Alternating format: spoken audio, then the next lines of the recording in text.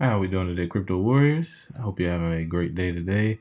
This is Bitcoin Zay with another tutorial about Bitcoin ATMs. Yes.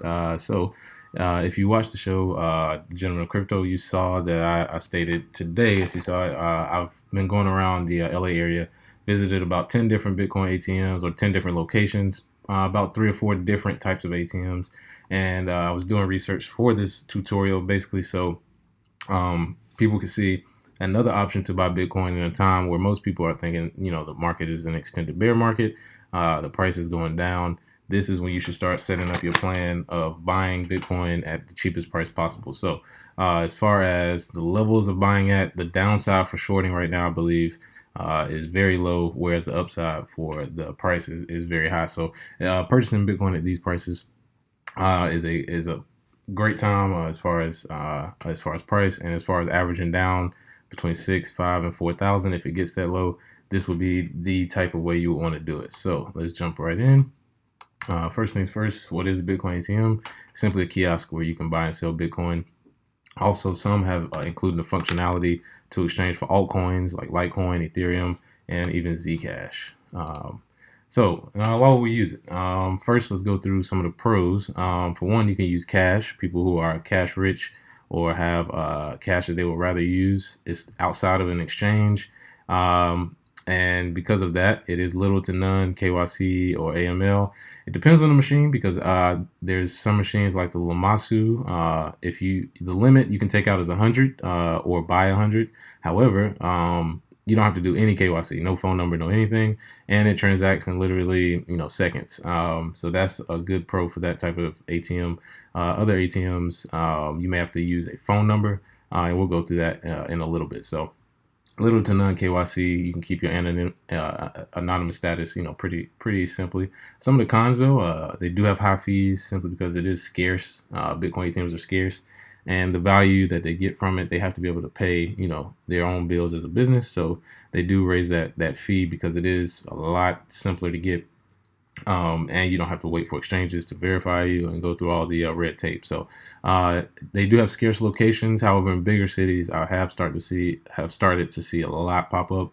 LA area, I know in Texas, Chicago area, there's a lot of big cities, Seattle, where ATMs are starting to pop up. So that's why. So one of the things to use a Bitcoin ATM, most people can walk up and just use it, but for those of you who have never used it or don't exactly know how it works, it's pretty simple. You just enter your phone number or scan your ID, depending on the limits. I think most limits are average between 10 to 15,000. If you're trying to take out that much, or if you're trying to buy that much, you'll have to scan your ID. But usually anything less than that, under 5,000 is a pretty safe bet. You won't have to do any of that scanning ID or fingerprinting or anything. So I stay away from those Bitcoin ATMs. Then you'll receive a code usually to your phone or whatever device you have.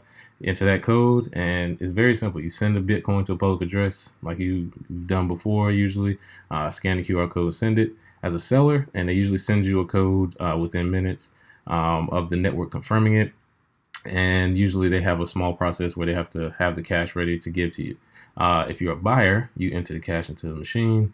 You can scan that QR code via your phone, and usually you can just hold your phone up to it, and it'll either scan it or through a glass place, and then you'll receive a code to withdraw. So that network confirmation, usually 10 to 60 minutes, it'll show up. Most ATMs I use, the Bitcoin shows up in less than 2 minutes. It's not a huge amount that I've tested, so I can't say that for every transaction. However, most of the transactions have been under 1,000. So for everything that I'm saying, as far as my own experience, is under $1,000. So some of the tips and tricks you want to use: diversify your Bitcoin ATM use. You don't want to have your phone number or anything that identifies you buying thousands and thousands of dollars of Bitcoin ATM. If that's what you want to do, I wouldn't, because you want to stay as anonymous as possible, and any leakage of records could make you a target. So I wouldn't use the same one over and over. If you have to, I understand. It's a pretty scarce market right now. Use different phone numbers. You have a burner app, WhatsApp, Viber. It's a bunch where you can just use different phone numbers and still get the same service from them.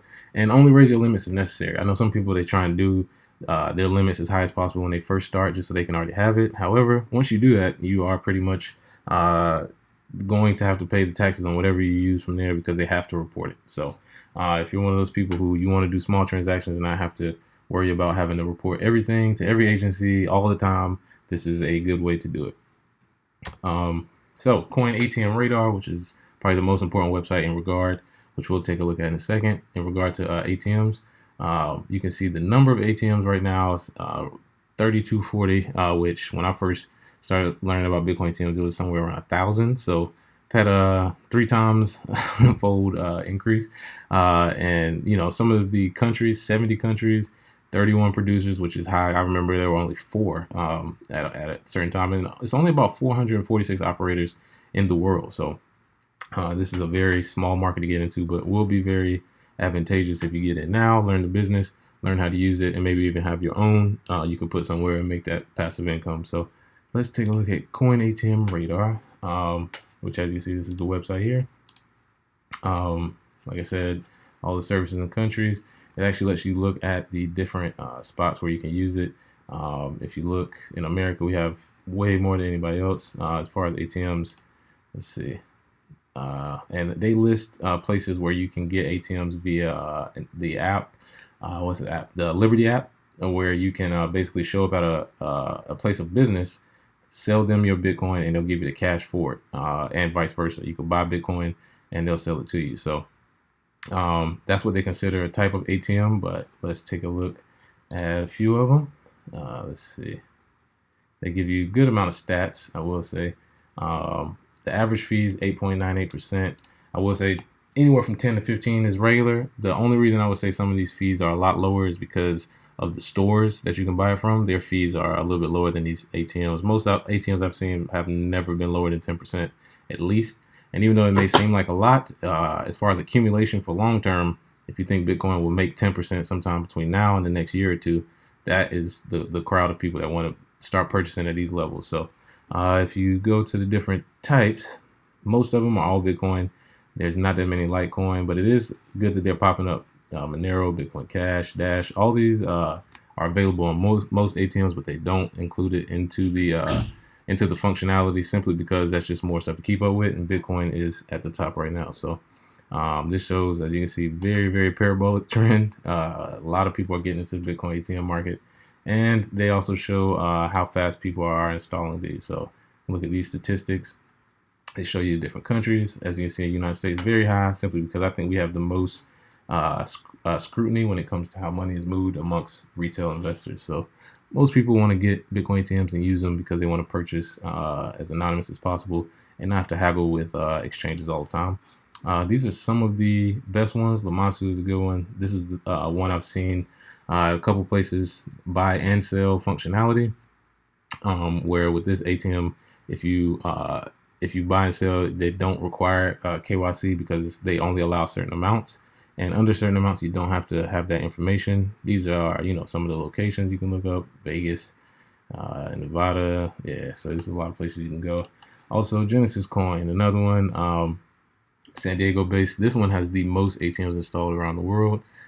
Very sophisticated, and one of those ATMs that you'll probably see in a public place rather than Lamasu. You probably find at your coffee shop or at your local gas station or something. Here you probably find these at shopping centers, or maybe one day at a airport, mall.